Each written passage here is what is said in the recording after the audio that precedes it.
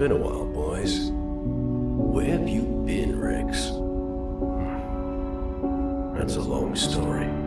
You could call him the ideal soldier, but to be honest, Captain Rex deserves a much more exceptional title than that. His tragic but honorable journey as a clone trooper fighting in the hellish war between the separatists and the Republic took the Star Wars fans by storm. Not because of his amazing fighting skills, rather his fascinating loyalty to the people he loved and the desire to do what's morally correct in any given situation. His struggle with finding purpose and identity in a confusing war was interesting to observe, and his reasonable choices in these desperate times were truly what made him so likable and respected. Today, Rex is one of the most popular Star Wars characters ever to exist, and in this video I'm going to tell you why. Welcome to Captain Rex, more than just a soldier.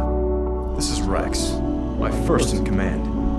You won't find a finer or more loyal trooper anywhere. Rex got introduced in the Clone Wars movie back in 2008 as Anakin Skywalker's right-hand man. I remember that my first reaction towards him was positive. Rex handled himself well in battle. He was a skillful soldier that always prioritized the mission, and his iconic line, In my book, experience outranks everything, defined him perfectly. Though the audience understood that Rex was a special clone, he still felt quite one-dimensional in the early stages of the series. The great part about the Clone Wars show was that literally everything about it progressed, and Rex was no exception. Season 2, Episode 10, The Deserter, is the moment in time where the clone captain's ideology and beliefs get seriously challenged for the very first time. Cutler Quain, a clone that had left the army because he didn't believe in the cause of war, explains to Rex that there's more to life than shooting a blaster. Even if this interaction didn't have an immediate effect on him, a narrow thought started to build up inside of him, maybe even a little doubt about if the war was worth it. I was just another expendable clone, waiting for my turn to be slaughtered in a war that made no sense to me. Can you understand that, Rex? Cut made Rex disobey a direct order by not reporting the clone deserter to the Republic, something he might not have done just a few weeks prior to their thought-provoking meeting. This was the clear starting point for his outstanding character arc that would get better for every season to come. I've been in countless battles and lost many brothers. They were my family, my home.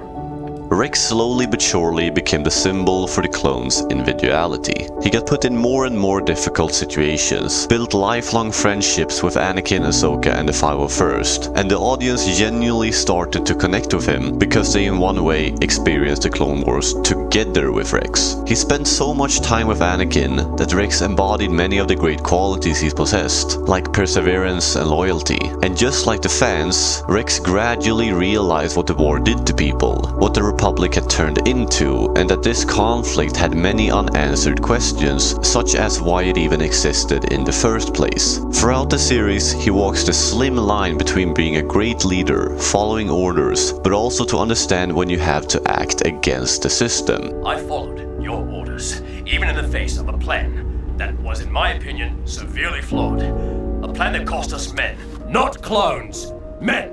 The Umbara arc is a haunting story about what blind loyalty can lead to, and witnessing Rex 5's and the other clones in the 501st grasping with Krell's unacceptable orders is the highlight of the clone troopers' potential as individuals. Rex struggles because acting against orders isn't his code, but when they are this wrong, something needs to be done. It displays that everyone has a breaking point, even the truly loyal ones, because it's human to think for yourself and form your own opinion. Umbara truly shaped Rex into a man that questioned everything. He no longer understood nor believed in this confusing war. What developed between the clones and the all-out evil pawn Krell created many intriguing questions for both the audience and Rex that wasn't easy to answer.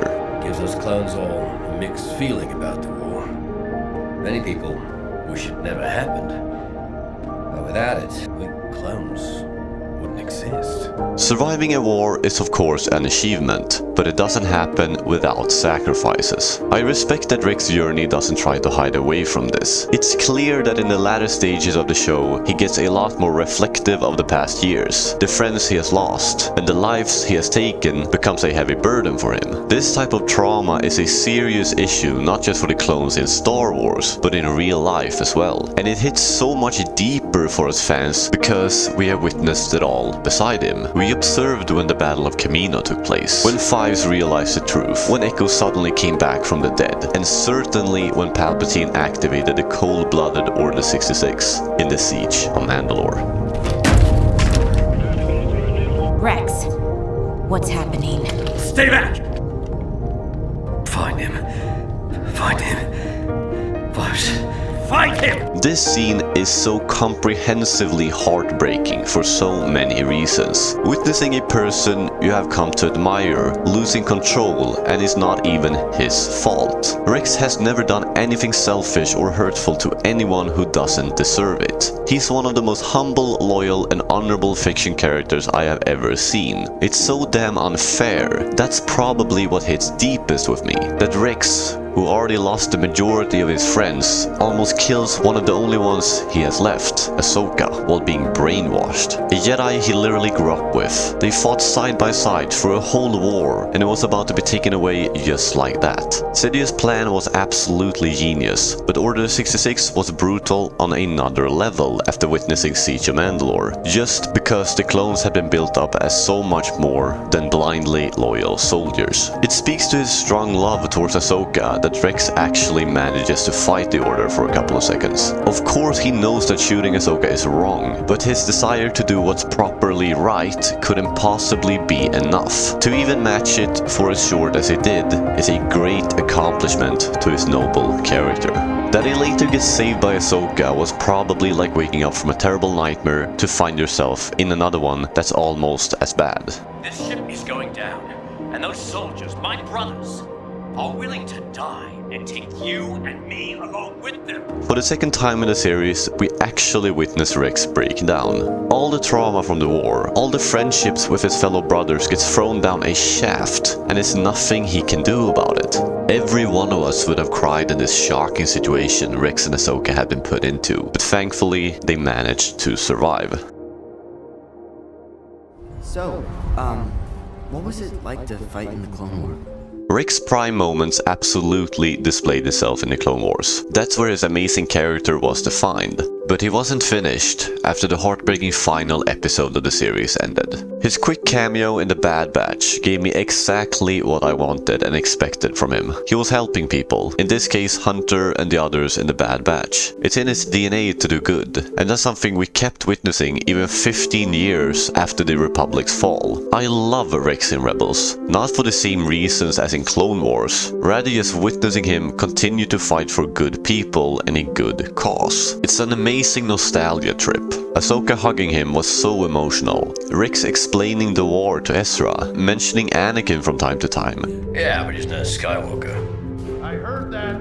And whining about how Stormtrooper armor sucks was extremely fun and sentimental. This character means a lot to me, to everyone, and in my eyes, he totally appears in Return of the Jedi, even if it isn't confirmed. His character deserves it, and who knows if this fascinating clone trooper story is finished or not. You never know what Dave Filoni has up his sleeve. This honorable, idealistic, and loyal character would be welcome back into the Star Wars universe anytime, anywhere. Thank you for watching, and may the Force be with you. I spent my life defending the Republic. Can't stop now. I tell you, war was never dull. The general I fought with was among the greatest of the Jedi. I trusted him with my life more times than I can count. I tried my best to keep that trust.